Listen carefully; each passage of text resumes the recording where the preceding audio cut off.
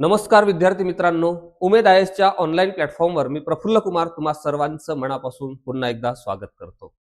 आपली 31 मेला राज्य सेवा पूर्व परीक्षा, जिला आपण 2023 पासून नागरी सेवा पूर्व परीक्षा म्हणतो, ती 31 मे 2026 ला होऊ घातलेली आहे. मात्र कितीतरी अभ्यास करून झालेला आहे, अभ्यास कंप्लीट झालेला आहे, टेस्ट सिरीज सुद्धा सोडवलेली आहे. मात्र आमचा 2025 मध्ये निकाल आला नाही किंवा व्यवस्थित स्कोर आपल्याला आणता आला नाही. असा एक मोठा वर्ग ज्यांचा मेन्सचा अभ्यास, ज्याला आपण मुख्य परीक्षेचा अभ्यास म्हणतो, तो खूप व्यवस्थित आहे. मात्र पूर्व परीक्षा एक मोठा हर्डल ठरलेला आहे.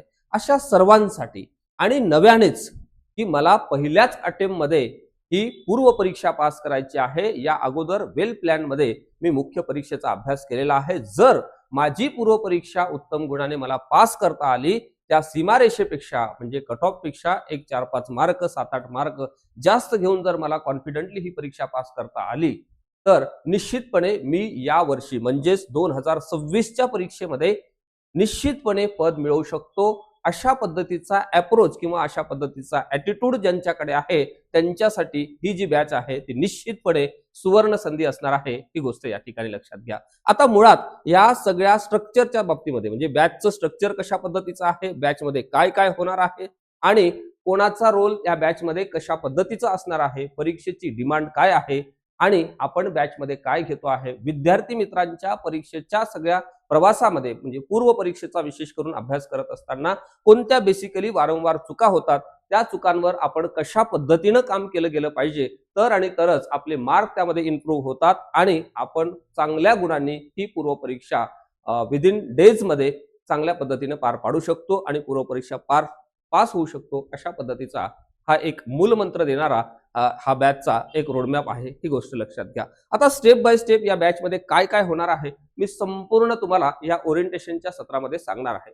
नंबर 1, आता जर आपण बघितलं तर हा पिरियडच असा आहे की आता आपण इथून पुढे पूर्व परीक्षा त्या मार्गावर लागायला पाहिजे किंवा पूर्व परीक्षेच्या रिव्हिजनकडे, पूर्व परीक्षेच्या अभ्यासाकडे, पूर्व परीक्षेच्या संदर्भानं सगळं कंटेंट व्यवस्थित रीड करणं, रिवाइज करणं, कन्सेप्च्युअल क्लॅरिटी कडे वळणं आणि सोबतच फॅक्ट्सवर सुद्धा कमांड मिळवणं. म्हणजे काही बाबतीमध्ये पूर्व परीक्षेला कन्सेप्ट महत्वाचे आहे आणि सोबतच काही बाबतीमध्ये फॅक्ट्स सुद्धा महत्वाचे आहे. बऱ्याच लोकांचा युपीएससीचा टच असल्यामुळे त्यांना असं वाटतं की आम्हाला फॅक्ट्स वगैरे लक्षात ठेवणं म्हणजे गरजेचं वाटत नाही किंवा तितक्याशा फॅक्ट्स आम्हाला लक्षात राहत नाही. मात्र युपीएससी सुद्धा बेसिकली काही फॅक्ट्स या अत्यंत महत्वाच्या आहेत, ज्या आपल्याला माहीतच असल्या पाहिजे. मी तर म्हणतो युपीएससी आणि एमपीएससीच्या पूर्व मुख्य परीक्षेसोबतच तुम्हाला मुलाखतीच्या टप्प्यावर सुद्धा जी 275 गुणांची आहे तिथे सुद्धा काही फॅक्ट्स हे उपयोगीच पडतात. म्हणून पूर्व परीक्षेचा अभ्यास हा फक्त पूर्व परीक्षेसाठीच नसतो, तर मुख्य परीक्षा आणि मुलाखतीच्या टप्प्यावर सुद्धा त्याचा खूप जास्त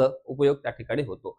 आणि सगळ्यात महत्वाची गोष्ट म्हणजे पूर्व परीक्षा आहे, ही गोष्ट लक्षात घ्या. जर आपण ह्या सगळ्या प्रवासामध्ये पूर्व परीक्षेला चांगले मार्क्स मिळवू शकलो नाही किंवा ज्याला आपण काय म्हणू की पार करू शकलो नाही कट ऑफ किंवा त्या कट ऑफ पर्यंत आपण पोहोचू शकलो नाही, तर पुढे दुसऱ्या दिवशीपासून ज्या ताकदीनं आपण अभ्यास करायला पाहिजे, ज्या आत्मविश्वासानं आपण अभ्यास करायला पाहिजे किंवा आपण वर्षभराचं जे एक सायकल ठरवलेलं आहे, एक टाइम टेबल आपण ठरवलेलं आहे की या दिवसापर्यंत पूर्व परीक्षा, या दिवसानंतर मुख्य परीक्षा, या दरम्यानच्या काळामध्ये आपण आन्सर रायटिंग करणार आहे, मेंटरशिप त्या ठिकाणी व्यवस्थित आपण घेऊन एक शिस्तबद्ध पद्धतीनं एक वेल डिसिप्लिन मध्ये तयारी करणार आहे. तशा पद्धतीचा आत्मविश्वास पुढे टिकून राहत नाही. म्हणून या संपूर्ण प्रवासामध्ये जर काही सर्वात महत्वाचं काही असेल तर ती पूर्व परीक्षा पास करणे अत्यंत महत्वाचं आहे, ही गोष्ट या ठिकाणी लक्षात घ्या. ज्यांचं ग्रॅज्युएशन किमान पूर्ण झालेलं आहे आणि ज्यांचा एक साधारण 6-8 महिन्यापासून व्यवस्थित अशा पद्धतीचा किमान अभ्यास व्यवस्थित आहे,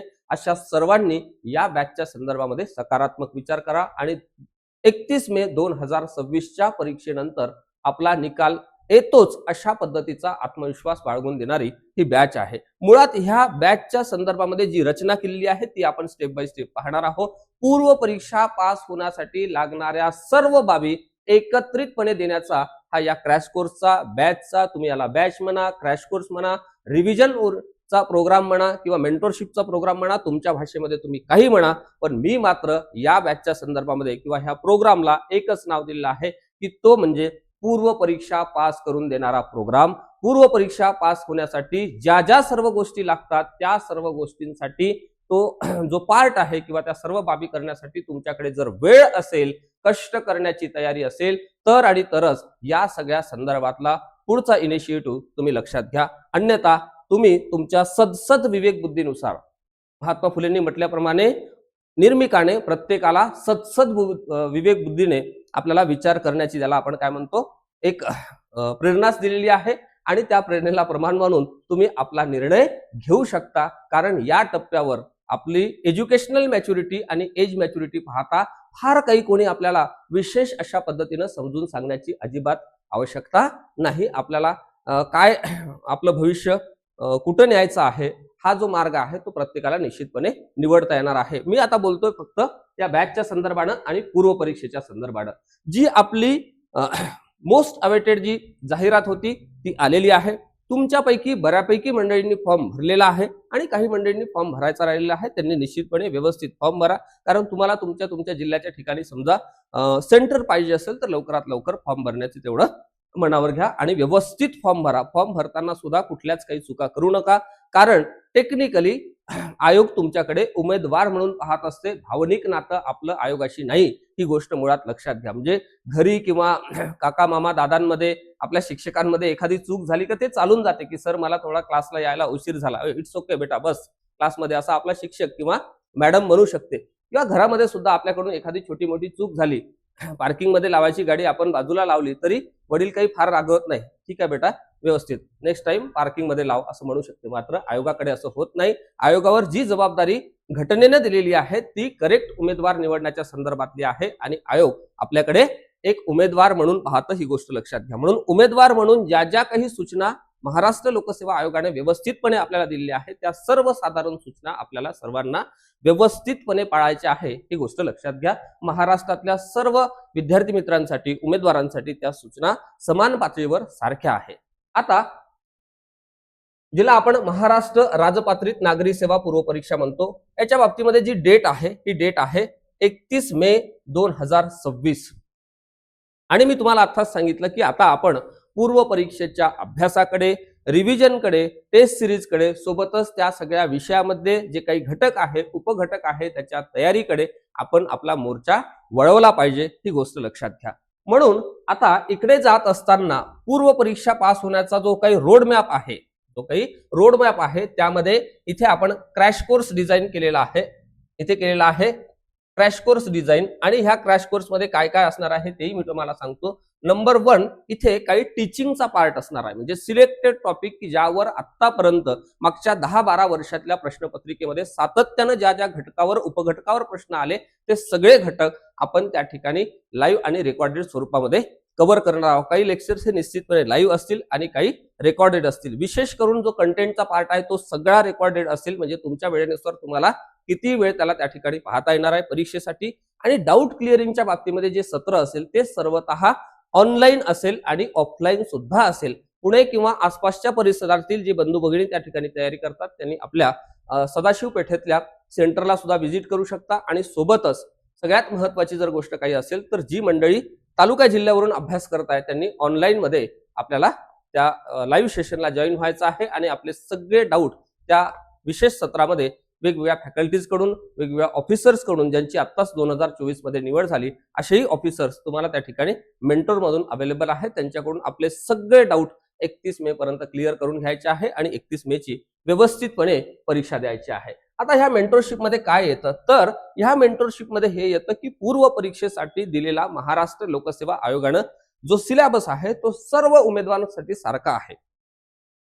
मग जवळपास 99.99% जनता ह्या सगळ्या परीक्षेच्या तयारीने अभ्यास करणारा जो वर्ग आहे तो संपूर्ण वर्ग बऱ्यापैकी कंटेंट सुद्धा सेमच वापरतो. फार काही असं होत नाही. भूगोलाच्या बाबतीमध्ये जर आपण विचार केला तर आदरणीय सौदी सरांचं पुस्तक आपण सर्वजण अभ्यासतो, किंवा पॉलिटीच्या बाबतीमध्ये जर विचार केला तर आदरणीय कोळंबे सरांचं पुस्तक किंवा लक्ष्मीकांत सरांचं जे पुस्तक आहे ते आपण सर्वजण वापरतो. म्हणजे सांगायचा उद्देश हा आहे की जवळपास कंटेंट आपण सारखं वापरतो, प्रिव्हियस इयर क्वेश्चन पेपर सुद्धा आपण अनालिसिस करण्याचा प्रयत्न करतो, सिलेबस सुद्धा सारखा आहे, मात्र आपल्याला त्या घटक उपघटकाला न्याय देता येत नाही, त्या सगळ्या संदर्भानं असलेले कन्सेप्ट आपल्याला व्यवस्थित वेळेत क्लिअर होत नाही, त्या सगळ्या संदर्भातल्या फॅक्ट्सवर कमांड मिळत नाही आणि त्या सगळ्या विषयाच्या संदर्भात आतापर्यंतचा आयोगाचा ट्रेंड कसा आहे, पुढे कोणकोणत्या घटकावर प्रश्न येऊ शकतात याचा एक व्यवस्थितपणे आपल्याला अंदाज बांधता येत नाही असं ज्यांना वाटते त्यांना निश्चितपणे ही जी बॅच आहे, हा जो प्रोग्राम आहे, हा फार ज्याला आपण काय म्हणतो अत्यंत अशा पद्धतीचा उपयोगी आहे, ही गोष्ट लक्षात घ्या. सोबतच या मेंटरशिपमध्ये तुमचे जे काही डाऊट असतील प्रत्येकच विषयाच्या बाबतीमध्ये, आता बरेचसे लोक काय करतात की पूर्व परीक्षेचा अभ्यास करत असताना मला माहित आहे की मी इतिहास हा विषय शिकवत असताना बरेचसे मंडळी सर मॉडर्न इंडियावर फार जास्त प्रश्न येतात, मग आम्ही तेवढं करतो, महाराष्ट्र काही करण्याची आवश्यकता वाटत नाही, त्यात समाज सुधारक तेवढं केलं की होऊन जातं, प्राचीन मध्ययुगीन कधी विचारतं कधी विचारत नाही, त्यामुळे मग मध्ययुगीन मध्ये आम्हाला फार इंटरेस्ट नाही, मग ते करत नाही आम्ही, किंवा प्राचीन मध्ये काही इंटरेस्ट नाही, तो पार्ट आम्ही करत नाही, असं बऱ्याचशा विद्यार्थ्यांच्या बाबतीमध्ये होतं. मात्र वाढता कट ऑफ पाहता, परीक्षेचा बदललेला ट्रेंड पाहता आपल्याला असं कुठल्याच विषयाला स्किप करून पूर्व परीक्षा पास करता येत नाही, म्हणून पूर्ण सिलेबसला न्याय देण्याचा आपला 100% या ठिकाणी प्रयत्न असणार आहे, ही गोष्ट लक्षात घ्या. त्यानंतर आहे सगळ्यात महत्वाची गोष्ट म्हणजे टेस्ट सिरीज. आपल्याला राज्यसेवा पूर्व परीक्षेच्या संदर्भाने आपण जर विचार केला तर 2 तास वेळ आहे आणि 2 तासामध्ये आपल्याला 100 प्रश्नाला डील करायचा आहे, 100 प्रश्नापर्यंत पोहोचायचं आहे, 100 प्रश्न त्याचे पर्याय त्याचे उपपर्याय व्यवस्थित वाचून तिथे गोल करायचे आहे. यासाठी जो दिलेला वेळ आहे ना, हा वेळ खूप जास्त आहे. तुमच्यापैकी प्रत्येकाकडे ज्यांनी पूर्व परीक्षा पास केली आणि ज्यांच्याकडून पूर्व परीक्षा पास होऊ शकली नाही अशा सर्वांकडे तुम्ही जर अगोदरचा पेपर दिलेला असेल किंवा टाइम लावून तुम्ही पेपर सोडवला तर तुमच्याकडे प्रत्येकाकडे किमान 10 ते 15 मिनिटं अजून एक्स्ट्रा उरतात. हा संपूर्ण पेपर 2दा-3दा व्यवस्थित वाचून झाल्यानंतर सॉल्व्ह केल्यानंतर सुद्धा. आता इतका भरपूर सारा वेळ आहे, मात्र इथे वेळेची कमतरता नाही, परंतु ज्या घटकावर आपण अभ्यासलेला आहे किंवा जो घटक आपण अभ्यासलेला आहे त्या घटकावर आपल्याला प्रश्नाची उत्तरं बरोबर आणता येतात का, आपल्या अभ्यासाचा आपण बांधलेला अंदाज आणि प्रश्नपत्रिकेतले प्रश्न हे कुठेतरी मॅच होतात का, या सगळ्या संदर्भानं आपण अवलोकन करणं फार जास्त गरजेचं आहे असं मला या पूर्व परीक्षेच्या टप्प्यावर वाटतं. म्हणून यामध्ये आपण सिलेक्टेड टॉपिक त्या ठिकाणी कव्हर करतो आहे परीक्षेच्या दृष्टिकोनातून. मेंटरशिप मध्ये तुमचे सगळे प्रश्न, तुम्हाला दिलेला रोडमॅप, तुम्ही ते सगळं व्यवस्थित करत आहे का, एकंदरीत काय तर तुमच्यावर वॉच ठेवणे आणि तुमच्यावर लक्ष ठेवण्याचं काम सुद्धा या मेंटरशिपच्या माध्यमातून होणार आहे. आणि सोबतच टेस्ट सिरीज तुम्हाला यामध्ये इन्क्लूड आहे, म्हणजे एकंदरीत पूर्व परीक्षा पास होण्यासाठी लागणाऱ्या सर्व बाबी एकाच ठिकाणी देण्याचा एक महत्वाचा अशा पद्धतीचा हा रोडमॅप आहे, एक चांगला आमचा प्रयोग आहे. आता यामध्ये फॅकल्टी मेंबर म्हणून आपण जर पाहिले तर इथे शेखर सर आहे, शेखर सरांचा सुद्धा प्रदीर्घ अशा पद्धतीचा या सगळ्या संदर्भातला अनुभव आहे. त्यानंतर सर तुम्हाला पॉलिटी आणि एकंदरीत पूर्व परीक्षेसाठी कोणकोणत्या गोष्टी आपण केल्या पाहिजे, कोणत्या गोष्टी केल्या नाही पाहिजे या सगळ्या संदर्भाने सुद्धा बोलणार आहे. फक्त विषय शिक्षकच म्हणूच नाही तर एक पूर्व परीक्षाच्या संदर्भाने आतापर्यंत केलेल्या वेगवेगळ्या विद्यार्थ्यांना जे काही मार्गदर्शन सरांनी केलं आणि ज्यातून विद्यार्थ्यांना फायदा झाला, जे ऑफिसर्स झाले, अशा सगळ्या अनुभवाचा सुद्धा तुम्हाला या ठिकाणी फायदा मिळणार आहे. त्यानंतर निकेतन तोडकर सर आहेत, ज्यांची आता राज्यसेवा 2024 मधून कक्ष अधिकारी म्हणून निवड झालेली आहे. त्यांचाही अप्रोच फार चांगला आहे आणि ते तुम्हाला या ठिकाणी सायन्सही शिकवणार आहे आणि पूर्व परीक्षेसाठी काय करायला पाहिजे काय नाही करायला पाहिजे यावर सुद्धा सर त्या ठिकाणी विशेष सत्रामध्ये बोलणार आहे. मी आहे इतिहासाच्या संदर्भामध्ये आणि इतिहासासोबतच पूर्व परीक्षेसाठी लागणारा जो माइंडसेट आहे, पूर्व परीक्षेपर्यंत आपण कशा पद्धतीनं एका चांगल्या मोटिवेशनने टिकून राहणं गरजेचं आहे, तर ते चांगलं मोटिवेशन कसं टिकून ठेवायचं तोही संदर्भ त्या ठिकाणी मी तुम्हाला प्रत्येक संवादाच्या निमित्ताने ज्यावेळेस भेट होईल आपली त्यावेळेस निश्चितपणे बोलणार आहे. आणि विषय आहे इतिहास. त्यानंतर सूरज गावडे सर आहे, ज्यांची राज्यसेवा 2024 म्हणून गट विकास अधिकारी म्हणून निवड झालेली आहे, ते आपल्या सोबत आहे आणि त्यांचा सुद्धा सलग अशा पद्धतीच्या 4-5 मेन्सचा अनुभव आहे. दरवर्षी ती पूर्व परीक्षा पास व्हायची, या वर्षीची सुद्धा पूर्व परीक्षा जी कठीण दर्जाची होती 2025 ची त्यांनी दिली आणि त्यांना फार चांगला स्कोर त्या ठिकाणी काढता आला. आता हा जो काही अनुभव आहे जे 2015 नंतर राज्यसेवेच्या बाबतीमध्ये 2025 चा हा 10 वर्षाच्या इतिहासातला एक मोठा आणि लेंदी सोबतच कठीण अशा पद्धतीचा प्रश्न संच होता. मग यामध्ये सुद्धा त्यांना त्या ठिकाणी चांगले मार्क्स मिळवता आले. ते तुम्हाला जिओग्राफी, एन्व्हायरमेंट आणि करंट अफेअर्सच्या बाबतीमध्ये मार्गदर्शन करणार आहे आणि एकंदरीत त्यांचा जो काही अनुभव आहे सलग पूर्व परीक्षा पास करण्याचा तोही तुम्हाला शेअर करणार आहे विशेष सत्राच्या माध्यमातून. त्यानंतर अक्षय पाटील सर आहेत. अक्षय पाटील सरांच्या बाबतीमध्ये सांगायचं झाल्यास UPSCच्या 2 फॉरेस्टच्या मेन्स आणि सलग अशा पद्धतीच्या UPSCच्या 4 मेन्स सरांनी दिलेल्या आहे आणि राज्यसेवेच्या 2024च्या परीक्षेमधून सरांना सहाय्यक आयुक्त राज्यकर म्हणजे ACSTचं पद मिळालेलं आहे. सरांचा सुद्धा ऑब्जेक्टिव्ह परीक्षांना सातत्यानं पास करण्याचा एक मोठा अनुभव राहिलेला आहे. सध्याची UPSCची टफनेस पाहता UPSCची पूर्व परीक्षा पास करणं वाटते तेवढं सोपं नाही. म्हणजे UPSCची तयारी केली मात्र MPSCतून सुद्धा त्यांना पद मिळवता आलं. UPSCचा असा बराचसा ज्याला आपण मी तर म्हणेल की हुशार वर्ग आहे ज्यांना पूर्व परीक्षा MPSCची पास करता येत नाही. त्यांच्यासाठी सर विशेष करून त्या ठिकाणी सत्र घेणार आहे ही गोष्ट लक्षात घ्या. आणि जसं मी तुम्हाला आता सांगितलं की ह्या सगळ्या बाबी आपल्या ह्या बॅचमध्ये निश्चितपणे पूर्ण होणार आहे. त्यानंतर बघा इथे आहे या बॅचची वैशिष्ट्ये. स्टेप बाय स्टेप आपण पाहू. प्रत्येक विषयाच्या बाबतीमध्ये जे काही एक्झाम ओरिएंटेशन आहे ते आपण या ठिकाणी एक्झाम ओरिएंटेड तयारी करून घेतो. की एरिया आणि हॉटस्पॉट. की एरिया म्हणजे काय तर कोणकोणत्या घटकावर कोणकोणत्या उपघटकावर सातत्यानं प्रश्न विचारलेला आहे तो घटक आपण कव्हर करणार आहोत आणि सोबतच त्या विषयाअंतर्गत आतापर्यंत कोणकोणत्या घटकावर प्रश्न विचारले नाही आणि संभाव्य कोणत्या घटकावर प्रश्न विचारले जाऊ शकतात अशा पद्धतीचा एक रोडमॅप आपला ह्या बॅचच्या संदर्भामध्ये असणार आहे. आयोगाचा पॅटर्न म्हणजेच काय तर अजूनही महाराष्ट्रामध्ये भरपूर क्लास असतील ठीक आहे परंतु आयोगाच्या टोनमध्ये किंवा आयोग ज्या पद्धतीनं प्रश्न फ्रेम करतो त्या पद्धतीचा प्रश्न अजूनही कोणाला फ्रेम करता आला नाही.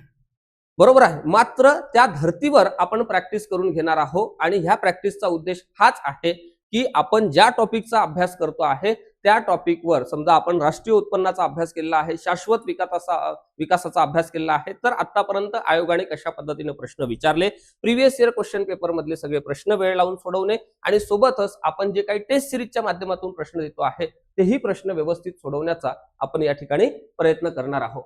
त्यानंतर प्रत्येक विषयाच्या बाबतीमध्ये तुम्हाला PDF स्वरूपामध्ये नोट्स मिळणार आहे ज्याची तुम्हाला मदत होणार आहे रिव्हिजनसाठी. म्हणजे तुम्हाला एक्स्ट्रा या पूर्व परीक्षेच्या संदर्भाने वेगळे नोट्स काढणे किंवा ह्या सगळ्या भानगडीमध्ये वेळ घालवण्याची अजिबात आवश्यकता नाही.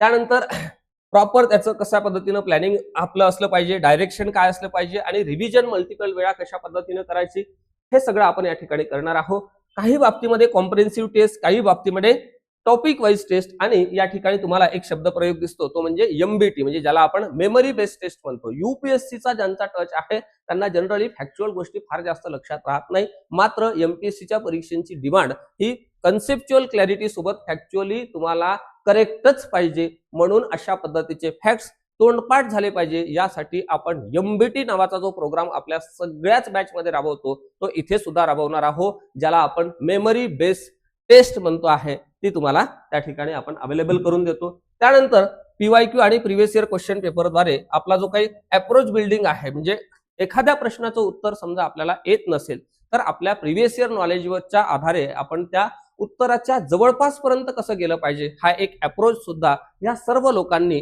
परीक्षेच्या दरम्यान परीक्षा पास करण्याच्या दरम्यान कशा पद्धतीने वापरलेला आहे तोही तुम्हाला ही सगळी अधिकारी मंडळी तुम्हाला सांगणार आहे.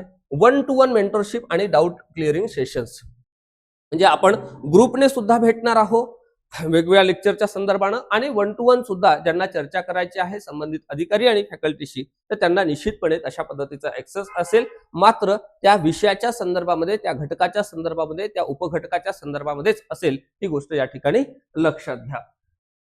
इथे एक फार महत्वाची नोट आपण दिलेली आहे. याआधी खूप अभ्यास केला बरं का, म्हणजे अभ्यास नाही केला अशातला भाग नाही, मात्र खूप अभ्यास केला तरी देखील आपल्याला पूर्व परीक्षा पासच करता आलेली नाही. मी तुम्हाला आधीही सांगितलं, सुरुवातीच्याही टप्प्यावर सांगितलेलं आहे की खूप मंडळींचा मुख्य परीक्षेचा खूप चांगला अभ्यास आहे, ज्यांचे अक्षर चांगले आहे, ज्यांचे आन्सर रायटिंग चांगले आहे, ज्यांनी मुख्य परीक्षेच्या संदर्भानं ऑप्शनल सहित म्हणजे वैकल्पिक विषयासहित खूप चांगल्या नोट्स काढलेल्या आहेत, तयारी खूप चांगली झाली, मात्र आपली पूर्व परीक्षाच आपली क्लिअर होत नाही अशा पद्धतीच्या अडचणी ज्यांच्या आहेत त्यांनी निश्चितपणे सकारात्मक अशा पद्धतीनं या प्रोग्रामचा एक भाग व्हा आणि 31 मेला सायंकाळी 5 वाजता पेपर सुटल्यानंतर आत्मविश्वासानं पुन्हा एकदा या नंबरवर कॉल करून सांगा की सर आता मुख्य परीक्षेसाठी आपल्याला रणनीती द्या, पूर्व परीक्षेचा विषय संपला.